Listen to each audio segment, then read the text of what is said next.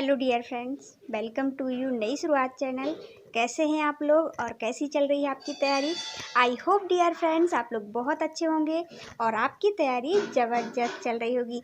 चलिए फ्रेंड्स, आज हम आपके लिए लाए हैं सुप्रीम कोर्ट के बारे में बात करेंगे, सर्वोच्च न्यायालय के बारे में बात करेंगे, इसके इतिहास के बारे में। क्या पहले सर्वोच्च न्यायालय सुप्रीम कोर्ट कब से चल रहा है, क्या 2050 से ही 1950 से ही क्या चालू हुआ है, जब हमारा संविधान लागू हुआ है। आज़ादी के बाद भी कुछ अस्तित्व था क्या सुप्रीम कोर्ट का? क्या अंग्रेजों ने कोई ऐसी व्यवस्था की थी? क्योंकि अंग्रेजों का टाइम चल रहा था उस टाइम पे, तो भारत पर राज चल रहा था। तो डियर फ्रेंड्स, चलिए इसके इतिहास के बारे में देखेंगे और इसके हम अंतर निकालते हुए चलेंगे, क्योंकि हमारे यहाँ देखते हैं डियर फ्रेंड्स, हमारे यहाँ त्रिस्तरीय व्यवस्था है हमारे न्यायालय की। सबसे उच्चतम स्तर पर है सुप्रीम कोर्ट, मतलब सर्वोच्च न्यायालय। उसके बाद आता है हाई कोर्ट मतलब कि डियर फ्रेंड्स कौन सा, उच्चतम न्यायालय। इसके बाद डिस्ट्रिक्ट लेवल पर, मतलब जिला लेवल पे आता है डिस्ट्रिक्ट कोर्ट, ठीक है ना। तो एक सबसे ऊपर होता है हाई कोर्ट, तो सुप्रीम कोर्ट। तो सुप्रीम कोर्ट के बारे में बात करते हैं, इसके इतिहास को जानते हैं। देखिए, सुप्रीम कोर्ट की यदि हम बात करें तो इसकी सर्वप्रथम आपने सुना होगा कि 1773 में, जब डियर फ्रेंड्स बक्सर प्लासी का युद्ध हो जाता है, वायसराय की संधि होती है, उस टाइम पे एक रेगुलेट एक्ट आता है। ये रेगुलेट एक्ट डियर फ्रेंड्स, जब शासन कर रहे थे अंग्रेज लोग हमारे भारत पर, उस टाइम पे मतलब कि कुछ रूल लेके आते थे। 10-10 साल पे कंपनी का शासन बढ़ाया जाता था आगे, तो अपनी सुविधाओं के लिए कुछ रूल लेके आते थे, वही नियम कानून माने जाते थे भारत के लिए, ठीक है ना। तो देखिए 1773 में रेगुलेट एक्ट आता है, तो उसके तहत सुप्रीम कोर्ट की स्थापना की गई थी कलकत्ता में। सबसे पहले की बात करते हैं भारत की, ठीक है ना। तो डियर फ्रेंड्स, कब की गई थी? 1773 में।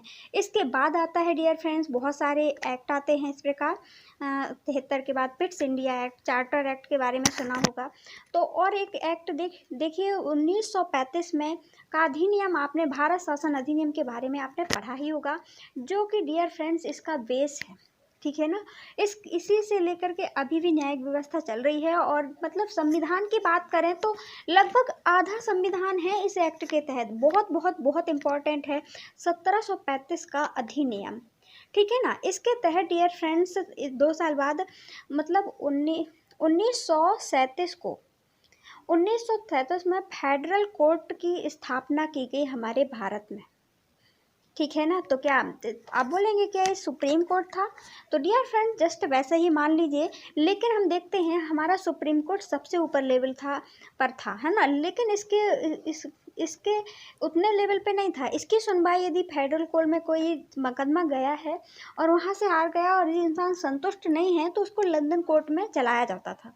लेकिन सुप्रीम कोर्ट में ऐसी कोई व्यवस्था नहीं है। अभी सुप्रीम कोर्ट का ही फैसला हमारे देश के युवाओं के लिए लास्ट होता है, ठीक है ना। और तो डियर फ्रेंड्स, इसके बाद देखिए, इसके बाद हमारा भारत आज़ाद होता है। कब होता है? 1947 को, ठीक है ना। तो इसके बाद क्या होता है, जैसे ही आज़ाद होता है तो हम सारी चेंजिंग आ रही थी हमारी व्यवस्था में। सब अपना अपना, मतलब कि देखिए यहाँ पे संविधान बना, हमारा संविधान बना। संविधान के साथ साथ अब सारी व्यवस्था मतलब उलट पुलट थी, अंग्रेज़ों के हाथ से हिंदुस्तान के हाथों में आई सारी व्यवस्था 1947 के बाद। तो वहीं से संविधान का निर्माण शुरू हो जाता है। और फिर बाद में 1950 को, 26 जनवरी 1950 को संविधान लागू हो जाता है। इसके बाद 28 जनवरी, देखिए 26 जनवरी के बाद 2 दिन बाद 28 जनवरी 1950 को किसका उद्घाटन किया गया डियर फ्रेंड? वो है हमारा सुप्रीम कोर्ट।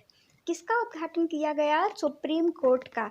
अब सुप्रीम कोर्ट में क्या था ऐसा, तो देखिए जाते हैं। सुप्रीम कोर्ट में डियर फ्रेंड्स, ये न्यायिक व्यवस्था थी, सबसे ऊपर का कोर्ट था, ठीक है ना। तो भारत में न्यायालय के संबंध में डियर फ्रेंड्स, इसको 3 स्तरों में बांटा गया। वो कौन से? सबसे ऊपर पर सुप्रीम कोर्ट, फिर हाई कोर्ट मतलब कि स्टेट लेवल पे, राज्य लेवल पे। इसके बाद आता है डिस्ट्रिक्ट कोर्ट मतलब कि यहाँ पे डिस्ट्रिक्ट से संबंधित छोटे छोटे मामले जाते हैं।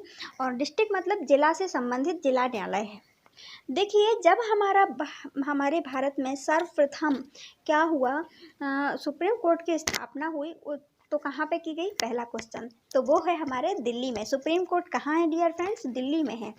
और इसके प्रथम न्यायाधीश कौन बने? तो इसके प्रथम न्यायाधीश की बात करें तो वो है हमारे हीरा लाल कानिया। इसके प्रथम न्यायाधीश बने, मुख्य न्यायाधीश बने, ठीक है ना। तो डियर फ्रेंड्स, अब इसके गठन के बारे में ये रहा इसका इतिहास। ये इतिहास रहा, आई होप आपको क्लियर हो गया होगा। तो देखिए इतिहास के बारे में 1773 में हमने देखा। 1773 के बाद जब रेगुलेट एक्ट आता है उस टाइम से कलकत्ता में स्थापना की गई थी सुप्रीम कोर्ट की। और डियर फ्रेंड्स, हाई कोर्ट की स्थापना कब की गई थी? तो हाई कोर्ट की स्थापना की बात करें तो 1861 का अधिनियम आया था, उसके तहत 3 उच्च न्यायालय बनाए गए थे, मतलब हाई कोर्ट बनाए गए थे। वो कौन कौन से?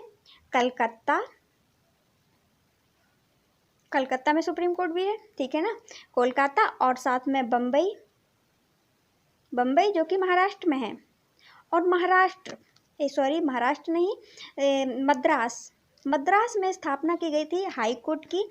मद्रास कहाँ है? तमिलनाडु में है वर्तमान में, ठीक है ना, चेन्नई जहाँ पे जिसको बोला जाता है, तो वहाँ पे तो ये हाई कोर्ट बनाए गए थे। जबकि इसके इतिहास में हमने क्या देखा? इसका इतिहास 1773 से शुरू हो जाता है। इसके बाद यहाँ पे 1935 का अधिनियम, इससे बहुत सारी चीज़ें ली गई।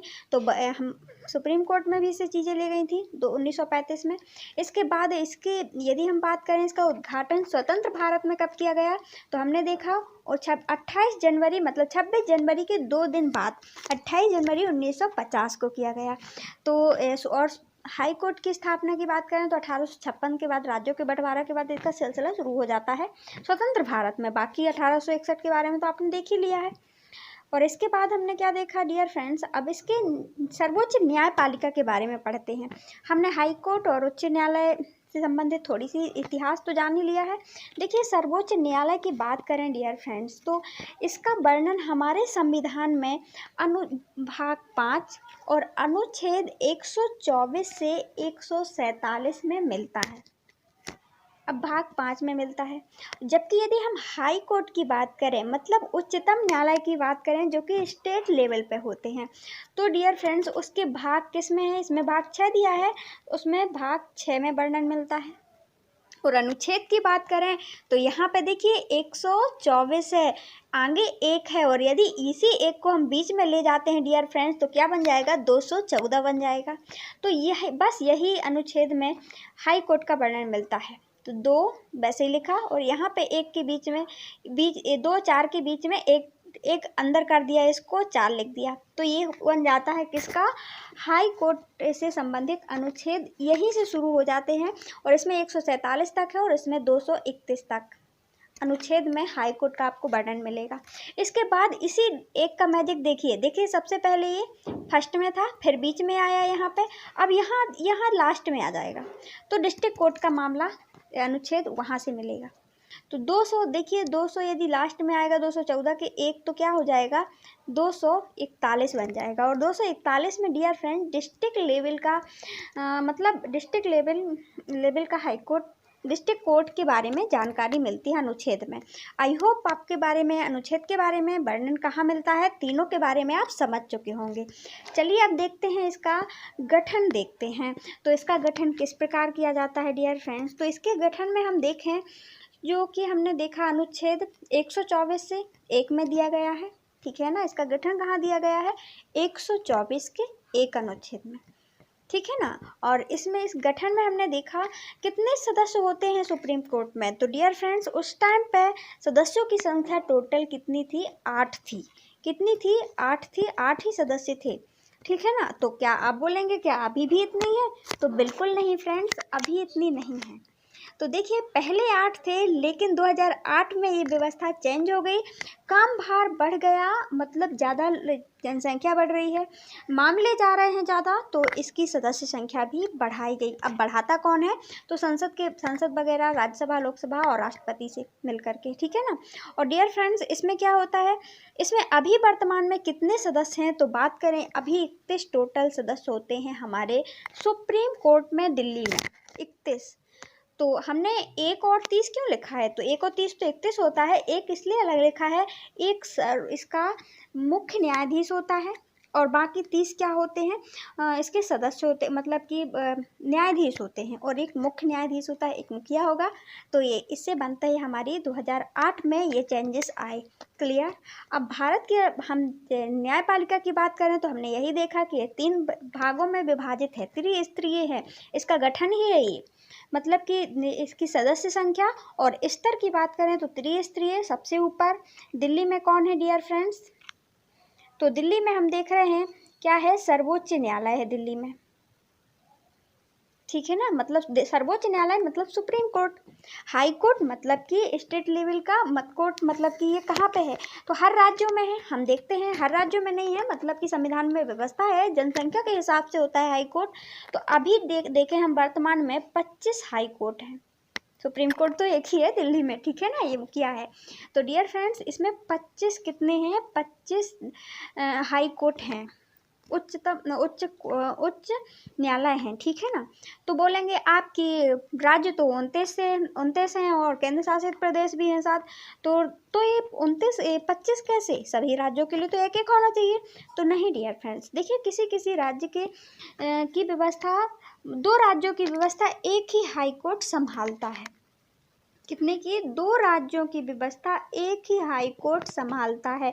ऐसे बहुत से राज्य हैं, जैसे यदि हम चेन्नई में, बम्बई जो हाई कोर्ट है, बम्बई हाई कोर्ट गोवा राज्य, महाराष्ट्र राज्य और साथ में लक्षद्वीप केंद्र शासित प्रदेश, लक्षद्वीप नहीं, दमन द्वीप में हाई कोर्ट की व्यवस्था यही संभालता है ना। तो इसलिए जब हम हाई कोर्ट की बात करेंगे डियर फ्रेंड्स, जब वीडियो बनाएंगे तो उसमें सब कुछ क्लियर कर देंगे हाई कोर्ट का।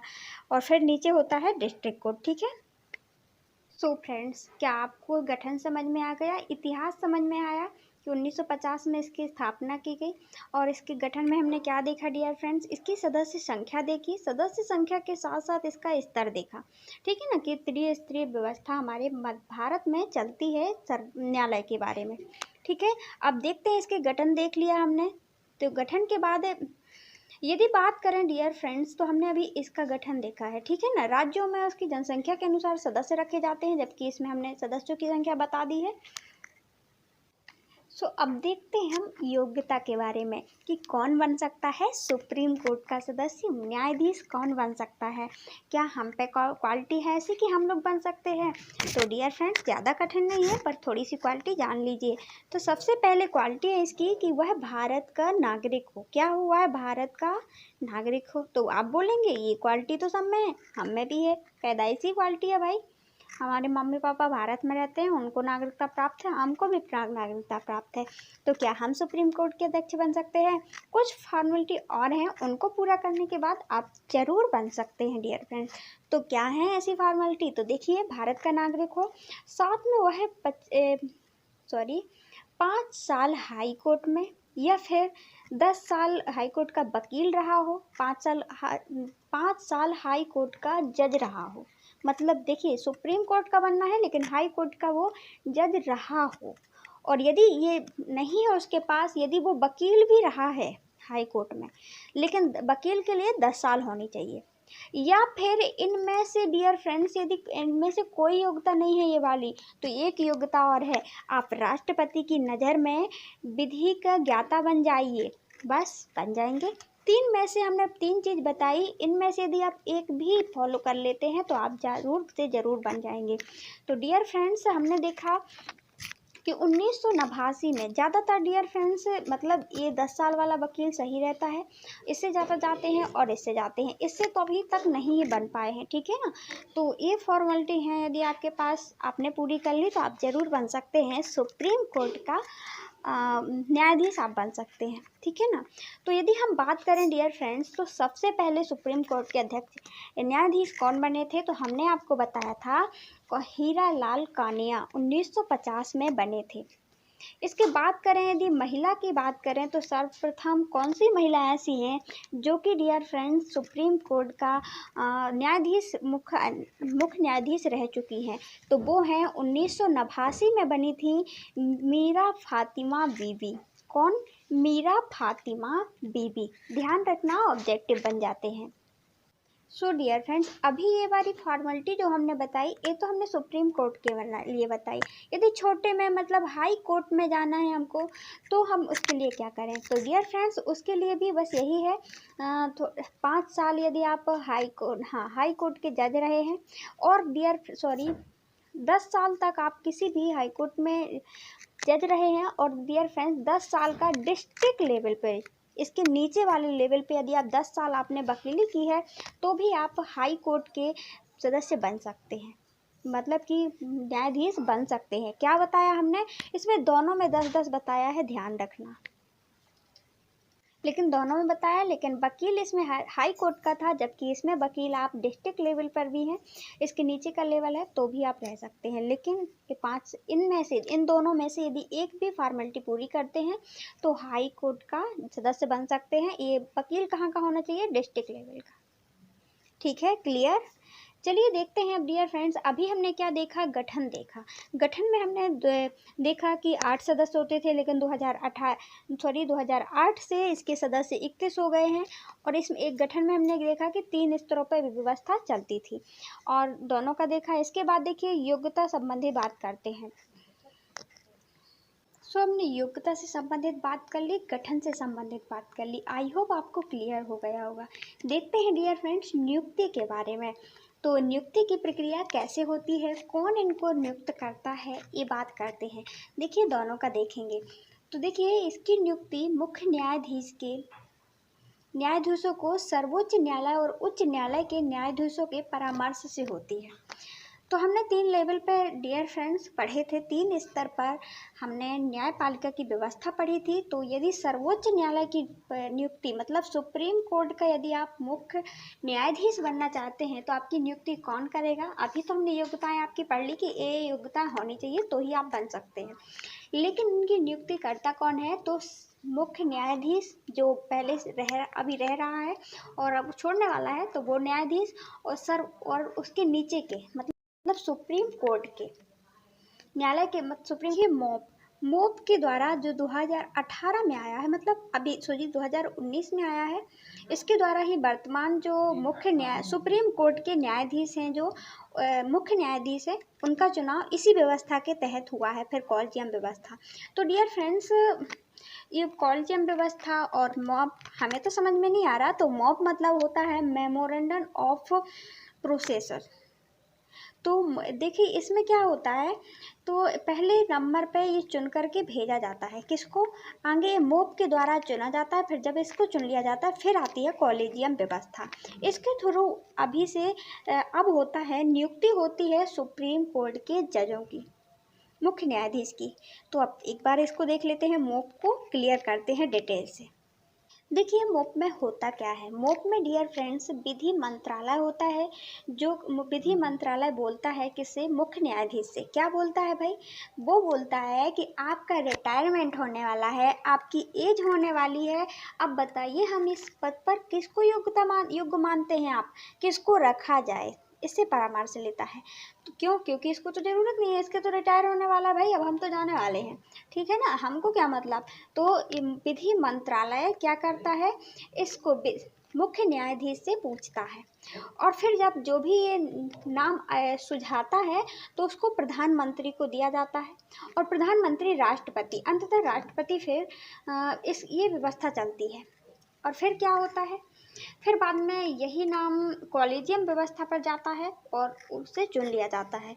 तो देखिए इसमें क्या हुआ रहा था, यही हुआ है शरद अरविंद बोबड़े के, जब इनका क्या हुआ था, ये मुख्य न्यायाधीश बने थे तब।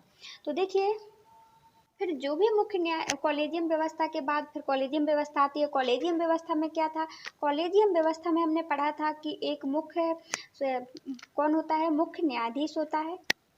मुख्य न्यायाधीश के बाद हमने क्या देखा, इसके बाद 4 वरिष्ठतम न्यायाधीश होते हैं, सुप्रीम कोर्ट के, है ना। तो कॉलेजियम व्यवस्था में होते हैं, फिर यही चुनते हैं हमारा कौन, मुख्य न्यायाधीश, मुख्य न्यायाधीश चुनते हैं।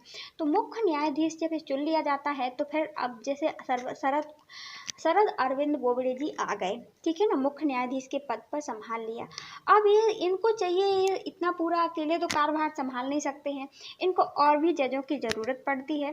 तो जैसे हमने देखा कि अभी कितने हैं, 31 हैं, एक वो 30 और की ज़रूरत पड़ेगी। तो डियर फ्रेंड्स, अब ये न्यायाधीश क्या करते हैं, विधि मंत्रालय को बोलते हैं कि बताइए हम किसको रख लें, ठीक है ना। यहाँ पे हमने देखा था कि विधि मंत्रालय बोलता है जब मुख्य न्यायाधीश की नियुक्ति होती है, और जब मुख्य न्यायाधीश के बाद दूसरे न्यायाधीशों की, जजों की नियुक्ति होती है, तो मुख्य न्यायाधीश भेजता है संदेश किसको, विधि मंत्रालय को, और विधि मंत्रालय फिर प्रधानमंत्री को, प्रधानमंत्री फिर राष्ट्रपति को, अंततः जजों की भी नियुक्तियां हो जाती हैं। तो इनकी नियुक्ति कौन करता है, राष्ट्रपति करता है, और कॉलेजियम और मोप व्यवस्था के द्वारा। मोप व्यवस्था आपने समझ ली, ये थी, ठीक है ना। अब इसने ये सुझाव दे दिया, अब बात जाएगी किसके पास, कॉलेजियम व्यवस्था में। तो कॉलेजियम व्यवस्था और एक बार पढ़ लीजिए, वैसे तो हमने समझा दिया है। कॉलेजियम व्यवस्था में मुख्य न्यायाधीश होता है, उसके साथ सर्वोच्च न्यायालय का 4 वरिष्ठतम न्यायाधीश, मतलब कि बड़े न्यायाधीश के परामर्श से न्यायाधीश की नियुक्ति की जाती है। आगे आता है मोप। मोप में क्या हुआ, आगे उन्होंने खुद अपने द्वारा मंत्रणा कर ली, इसके बाद कॉलेजियम द्वारा, न्यायालय के द्वारा उसको न्यायाधीश बना दिया जाता है। आई होप आपको क्लियर हो गया होगा। और जजों की नियुक्ति हमने क्या देखी, इसमें जजों की नियुक्ति के लिए पहले मुख्य न्यायाधीश होता है, वो संदेश भेजता है विधि मंत्रालय को, विधि मंत्रालय चुनता है कुछ नाम, फिर प्रधानमंत्री को देते हैं, यदि सही होते हैं तो राष्ट्रपति फिर हस्ताक्षर करते हैं, और फिर राष्ट्रपति को दिया जाता है, फिर कॉलेजियम व्यवस्था में वही नाम भेजे जाते हैं। आई होप आपको क्लियर हो गया होगा। तो दोनों व्यवस्था देखी हमने, ये देखिए, एक मुख्य न्यायाधीश और एक न्यायाधीशों के लिए, दोनों व्यवस्थाओं में क्या होता है, कॉलेजियम में जाते हैं। कॉलेजियम में कौन होते हैं, सुप्रीम कोर्ट के मुख्य न्यायाधीश और 4 वरिष्ठतम न्यायाधीश होते हैं। आई होप डियर फ्रेंड्स, ये नियुक्ति संबंधी व्यवस्था आपको समझ में आ गई। पहले मोप, मोप के बाद फिर कॉलेजियम। मोप मतलब मेमोरेंडम ऑफ प्रोसीजर, ठीक है, क्लियर। फिर कॉलेजियम। अब देखते हैं डियर फ्रेंड्स, ये रही हमारी नियुक्ति से संबंधित व्यवस्था। अब नियुक्ति के बाद में नेक्स्ट चीज़ देखते हैं क्या डियर फ्रेंड्स, वेतन और भत्ते। अब हम तो भाई नियुक्त होके आ गए, अब बताइए आप कितने पैसे देंगे। अब ये आ गए हमारे अभी वर्तमान में कौन है, हाँ, शरद अरविंद बोबड़े हैं, ठीक है ना। तो ये थे, आ गए। अब इनको वेतन कितना दिया जाएगा ये भी तो बताइए। तो डियर फ्रेंड्स, इसके वेतन कहाँ से दिए जाते हैं, कौन देता है और कितना देता है, इसके बारे में बात करते हैं। तो देखिए, भारत में यदि हम बात करें, सुप्रीम कोर्ट है जो, ये हमारे पूरे देश का मुखिया है, और इसमें वेतन दिया जाता है सुप्रीम कोर्ट में, किसके द्वारा दिया जाता है डियर फ्रेंड्स, भारत देश के संचित निधि द्वारा दिया जाता है। और जबकि हाई कोर्ट की बात करें तो हाई कोर्ट में वेतन कहाँ से मिलता है, तो हाई कोर्ट में वेतन मिलता है राज्य की संचित निधि से, क्लियर। तो हमने देखा था कि इसके सदस्य कितने होते हैं, 1+30 होते हैं। तो सबको क्या यहीं से दिया जाता है, हाँ, भारत देश के संचित निधि से दिया जाता है, ठीक है ना। इसके बाद यदि हम मध्य प्रदेश, अब इसके सदस्यों की संख्या अलग अलग होती है। इसमें हमने सदस्यों की संख्या देखी कि 31 होते हैं टोटल, जबकि इसमें हमने देखा तो हाई कोर्ट में सदस्यों की संख्या राज्यों की जनता के अकॉर्डिंग वहाँ पे होता है कि वहाँ पे कितने मामले आएंगे और कितने लोग संभाल पाएंगे। तो राष्ट्रपति इन्हीं के अनुसार पे जनता की कितनी जनता है, इसी आंकड़े के अनुसार वहाँ पे इस व्यवस्था वहाँ के सदस्यों को भेजता है। यदि हम मध्य प्रदेश की बात करें डियर फ्रेंड्स, तो 1956 में जब इसका हाई कोर्ट बना था, जबलपुर में है हमारा हाई कोर्ट मध्य प्रदेश में। तो और इसके दो डियर फ्रेंड्स इसकी शाखाएं हैं, ब्रांचेस, ग्वालियर में है एक, और एक कहाँ पे है, ग्वालियर, और एक है इंदौर में। देखिए आधा का आएगा, इंदौर में है, ठीक है ना। तो ये यहाँ पे इसकी हैं। इसके बाद यदि हम देखें हमारे हाई कोर्ट, जो जबलपुर हाई कोर्ट मेन है हमारे, जबकि सभी बहुत से राज्यों की राजधानी में हाई कोर्ट होते हैं डियर फ्रेंड्स, लेकिन हमारा जो हाई कोर्ट है वो एक सिटी में है, ना कि भोपाल में, जबकि हमारी राजधानी क्या है, भोपाल है। तो इसमें सदस्यों की संख्या यदि अपने हाई कोर्ट की बात करें तो 1+26 है, मतलब कि एक मेन है, मुख्य न्यायाधीश हैं, और बाकी 26 इसके जजेस हैं, ठीक है ना। तो डियर फ्रेंड्स, अभी यदि हम बात करें वर्तमान में अभी कौन है हमारे हाई कोर्ट में, तो मोहम्मद रफ़ीक हैं। कौन है? मोहम्मद रफ़ीक हैं। और सुप्रीम कोर्ट में कौन है? तो शरद अरविंद बोबड़े हैं, जो कि ऊपर हमने इमेज लगाई हुई थी। तो इसका वेतन कहाँ से दिया जाता है? तो हमने अभी इसका देश में जो संचित निधि है उसका वेतन किनको दिया जाता है? हाई कोर्ट वालों को। जबकि राज्य की संचित निधि से वेतन दिया जाता है, हाई कोर्ट वालों को दिया जाता है, और देश की संचित निधि को सुप्रीम कोर्ट को दिया जाता है, के सदस्यों को। I hope. और इनका वेतन का निर्धारण कौन करता है? तो संसद द्वारा, भारत व्यय मतदान द्वारा नहीं होता है, ठीक है ना। इसके बाद अब बात करें तो इनकी वेतन लास्ट में दी कितनी जाती है भाई? ये सब तो आपने बता दिया कौन देता है, कहाँ से आती है, लेकिन आपने मेन बात तो बताई नहीं, आप ये बोलेंगे। तो डियर फ्रेंड्स देखिए, इनकी वेतन सुप्रीम कोर्ट की, यदि हम न्यायाधीश की वेतन की बात करें तो 2,80,000 है। कितनी है? 2,80,000 है इनकी वेतन।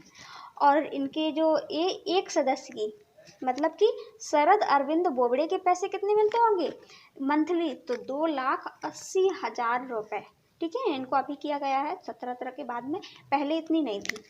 इसके बाद यदि हम बात करें कि इनके जो दूसरे सदस्य भी होते हैं, जो 30 सदस्य होते हैं, उनको क्या पैसा मिलता है कि नहीं मिलता है? भाई क्यों नहीं मिलेगा, सबसे बड़े मतलब इतने बड़े पद पर हैं।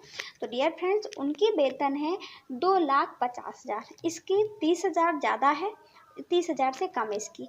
और डियर फ्रेंड्स, यदि इनकी किसकी बात करें, हाई कोर्ट के सदस्यों की वेतन की बात करें, तो यहाँ पे जो जितनी वेतन जो हमने देखा कि सुप्रीम कोर्ट के दूसरे सदस्यों की होती है, उतनी ही वेतन होती है हाई कोर्ट के मेन सदस्य की, मतलब कि मुख्य न्यायाधीश की। सुप्रीम कोर्ट के मुख्य न्यायाधीश, जो कि हमने देखा अभी मोहम्मद रफ़ीक हैं, उनकी वेतन कितनी है? 2,50,000, जितनी कि इसके बराबर है। किसके बराबर है?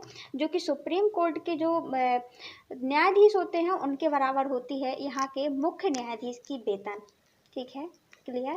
इसके बाद यहाँ पे तो उनकी वेतन कितनी होती है? जो सुप्रीम कोर्ट के न्यायाधीश बस हैं, मुख्य न्यायाधीश नहीं है, तो उनकी वेतन होती है 2,25,000, 2,25,000। जबकि इसकी वेतन होती है 2,50,000, 2,50,000।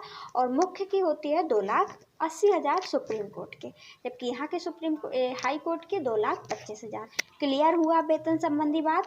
तो देता कौन है? जल्दी से क्विक रिवीजन। देता है भारत की संचित निधि, इसमें राज्य की संचित निधि।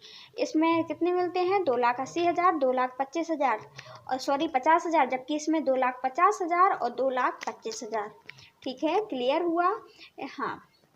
तो चलिए अब देखते हैं नेक्स्ट टॉपिक, इनका कार्यकाल। भैया हमको वेतन भी मिल गई, अब ये तो बता दो कि हमें कितने साल तक रखोगे। तो डियर फ्रेंड्स चलिए देखते हैं, ये मोहम्मद रफ़ीक पूछते हैं, और कौन पूछता है? शरद अरविंद बोबड़े पूछते हैं। तो डियर फ्रेंड्स, इसमें देखिए दोनों की हमने लिखी हुई है।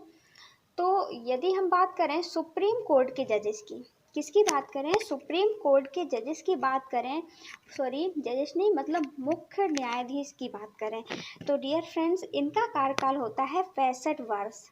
कितना होता है? 65 वर्ष। जबकि यदि हम हाई कोर्ट की बात करें तो 62 वर्ष, 3 साल कम होता है। स्टेट लेवल के मुख्य जजेस की बात करें तो इसका कम होता है, जबकि इसका 65 वर्ष तक आप निर्णय सुना सकते हैं, आप वहाँ पे बैठ सकते हैं, और आपका कार्यकाल इतना ही होता है। एक मैक्सिमम एज होती है इनकी, ठीक है ना। तो देखिए इनकी नियुक्ति, शपथ और त्याग पत्र, ये तीनों की बात करें डियर फ्रेंड्स, दोनों की, तो हाई कोर्ट में कौन दिलाता है, सुप्रीम कोर्ट में कौन दिलाता है? तो दिलाते हैं हमारे राष्ट्रपति। नियुक्ति भी कौन करता है? लास्ट सिग्नेचर राष्ट्रपति के होते हैं। राष्ट्रपति आप बोलेंगे कि नियुक्ति तो कॉलेजियम व्यवस्था, मूव व्यवस्था के द्वारा होती है। तो डियर फ्रेंड्स लास्ट डिसीजन, फिर बाद में जो सिग्नेचर होते हैं, नियुक्तिकर्ता माने जाते हैं, वो कौन होते हैं? हमारे राष्ट्रपति, ठीक है ना। इसके बाद इसको शपथ कौन दिलाता है? तो इनको शपथ दिलाते हैं राष्ट्रपति। और त्याग पत्र भी यदि देना होता है डियर फ्रेंड्स, तो ये उन्हीं को देते हैं, राष्ट्रपति महोदय को। और 143 अनुच्छेद के तहत ये डियर फ्रेंड्स राष्ट्रपति इनसे क्या सलाह मांग सकता है कभी भी? किनसे? इनसे, मतलब हाई कोर्ट के मुख्य न्यायाधीश से। ठीक है ना। यहाँ पे ये बात देखिए डियर फ्रेंड्स, तो हमने अभी तो सुप्रीम कोर्ट की बात की थी। सभी काम, नियुक्ति, शपथ, त्याग पत्र सब कुछ कौन करता है? राष्ट्रपति ही करते हैं। तो क्या राज्य लेवल पे राज्यपाल करेंगे? कौन कौन बात क्या कार्य करेंगे राज्यपाल? तो डियर फ्रेंड्स ऐसा नहीं है। यहाँ पे नियुक्ति तो कौन करता है? यहाँ की नियुक्ति भी डियर फ्रेंड्स कौन करता है? राष्ट्रपति ही करता है यहाँ की नियुक्ति भी। लेकिन शपथ डियर फ्रेंड्स ओनली राज्यपाल दिलाता है। और त्याग पत्र की बात करें तो त्याग पत्र भी कौन करता है? राष्ट्रपति ही करता है। एक ब्लू वाला निशान इसीलिए लगाया है राष्ट्रपति के लिए, ठीक है ना। तो दोनों की, supreme court and high court, ये क्वेश्चन बन जाते हैं क्योंकि डियर फ्रेंड्स कंफ्यूज करने वाले हैं। हम सोचते हैं ये राज्य लेवल पे है तो राज्यपाल ही सब कुछ करेगा, बल्कि बिल्कुल नहीं है। नियुक्ति और त्याग पत्र कौन, जो मेन काम है वो तो राष्ट्रपति ने ले लिए है। ओनली शपथ दिलाता है कौन? राज्यपाल यहाँ पे। और यहाँ पे तीनों काम कौन करता है? राष्ट्रपति। क्लियर हुआ हाई कोर्ट का और सुप्रीम कोर्ट का मामला। चलिए देखते हैं आगे। देखिए हम कार्यकाल भी जान लिए, पैसे भी मिल गए, वेतन वेतन और कितने होते हैं ये भी जान लिया, गठन भी जान लिया। अब जरा इनकी शक्तियों के बारे में बात करते हैं। पावर क्या है इनको? शरद अरविंद बोबड़े को। तो डियर फ्रेंड चलिए देखते हैं इनको। डियर फ्रेंड्स बहुत पावर होती। मूल अधिकारिता मतलब संविधान में से संबंधित कोई भी अधिकार का उल्लंघन करता है या कुछ भी बात होती है तो मूल अधिकारिता की शक्ति इनको, उससे संबंधित मामले छुप पाते हैं। अधिकार क्षेत्र के बारे में मामले होते हैं। अपीली न्यायिक क्षेत्र होते हैं। सलाहकार क्षेत्राधिकार, रिकॉर्ड की एक अदालत होती है और एक न्यायिक समीक्षा करते हैं, मतलब पुनरावलोकन करते हैं। हमने 1900 डियर फ्रेंड्स, हाँ 1973 में केशव चंद्र जो भारतीय आया था ना, तो उसमें यही बात की गई थी कि इसकी संविधान जो लिखा गया है उसकी न्यायिक पुनरावलोकन कौन करेगा, कौन समझाएगा इनकी बातों को। तो डियर फ्रेंड्स उनको अधिकार है किसको? भारत के सुप्रीम कोर्ट के मुख्य आयुक्त को, ठीक है ना। इसके बाद डियर फ्रेंड्स और क्या है इसमें, और यदि भारत और अन्य किसी राज्य से संबंधित कोई भी विवाद हो जाता है, कोई भी प्रॉब्लम होती है तो और राज्य से संबंधित, तो सभी मामले यहीं जाते हैं सुप्रीम कोर्ट में। या डियर फ्रेंड्स राज्य से राज्य और राज्य के, दो राज्यों के बीच झगड़ा या कोई प्रॉब्लम है, मनमुटाव है कल्चर के कारण या फिर विविधताओं के कारण। हमारे देश में तो इतनी सारी विविधता है। तो डियर फ्रेंड्स इसके संबंधित मामले भी कहाँ जाते हैं? हमारे सुप्रीम कोर्ट में ही जाते हैं। और अपीली अभिलेख न्यायालय वगैरह भी है। अभिलेख न्यायालय क्या होते हैं? तो यदि कोई भी कानून बना देते हैं सभी को अभिलेख बन जाता है, मतलब ये सभी को मानना जरूरी होता है, ठीक है ना। बस उसके नीचे वाले तो मान सुप्रीम कोर्ट, हाई कोर्ट है ना, तो ये सबको कानून बन जाता है। इसको अभिलेखीय या अपीलीय न्यायालय, अभिलेखीय न्यायालय भी कहते हैं। भाई आप बोलेंगे आप तो सब बात कर लिए, लेकिन एक बात बची। हो सकता है ये अपने कर्तव्य से विमुख हो या कोई ऐसी प्रॉब्लम हो, तो क्या इनको हटाया जा सकता है? तो डियर फ्रेंड्स बिल्कुल, इनको डियर फ्रेंड्स दो शर्तों पे हटाया जाता है। वैसे तो आप नहीं हटा सकते। वो कौन सी शर्त है भाई? तो देखिए, एक तो इनको साबित कदाचार हो जाए, इनके चरित्र में कोई भी गड़बड़ी आ जाए का आरोप लगा हो, या फिर ये किसी प्रकार से अपना काम करने में असमर्थ हो, मतलब मानसिक रूप से असमर्थ हो या शारीरिक रूप से। मानसिक रूप से कैसे? मतलब कि उनका माइंड सही काम नहीं कर रहा है, कोई प्रॉब्लम है, या फिर डियर फ्रेंड उनके हाथ पैर में कोई ऐसी चोट आ गई जिसके कारण वो कुछ भी इसके करने के लिए असमर्थता, और उन पर या फिर कदाचार लग जाए और सिद्ध हो जाए, तो इनको डियर फ्रेंड्स इनको हटाया जा सकता है। तो वो किसके द्वारा? तो इसको राष्ट्रपति के द्वारा हटाया जा सकता है। तो क्या सुप्रीम कोर्ट में राष्ट्रपति के द्वारा हटाया जाता है, तो राज्य में क्या राज्यपाल द्वारा हटाया जाएगा? तो बिल्कुल नहीं। वो किसके द्वारा हटाया जाएगा? वो भी राष्ट्रपति द्वारा हटाया जाएगा, हाई कोर्ट के मुख्य न्यायाधीश को भी। और इसके पहले इनको 14 दिन तक डियर फ्रेंड्स क्या दिया जाता है? इनको इन्फॉर्मेशन दी जाती है कि आपको ऐसा साबित कदाचार का आरोप लग चुका है या फिर कोई भी प्रॉब्लम है, तो इनको 14 दिन पहले इनको बता दिया जाता है। जिस प्रकार हमने राष्ट्रपति में देखा था महाभियोग लगता है, तो उसमें भी 14 दिन पहले क्या कर दिया जाता है? बता दिया जाता है, इन्फॉर्म कर दिया जाता है। तो राष्ट्रपति अकेले हटाता है क्या? बिल्कुल नहीं। इसमें राज्यसभा और लोकसभा दोनों के मेंबर होते हैं। यदि लोकसभा और राज्यसभा में लोकसभा में इसके लिए 100 सदस्यों ने डियर फ्रेंड्स स्वीकार कर दिया, मतदान दे दिया कि हाँ इनको हटाना चाहिए और सही इन पर आरोप लगा है तो इनको हटाया जाएगा। और यदि राज्यसभा में कोई भी मामला उठा है इनके विरोध से संबंधित तो राज्यसभा में 50 लोग डियर फ्रेंड्स स्वीकृत होना चाहिए। आप बोलेंगे आपकी यहाँ पे डिफरेंस क्यों भाई? तो डियर फ्रेंड्स इनके सदस्यों में भी लोकसभा में हमने देखा था लोकसभा के 545 सदस्य हैं, जबकि राज्यसभा की बात करें तो इतने सदस्य तो नहीं है, वहाँ पे तो 250 ही है ना।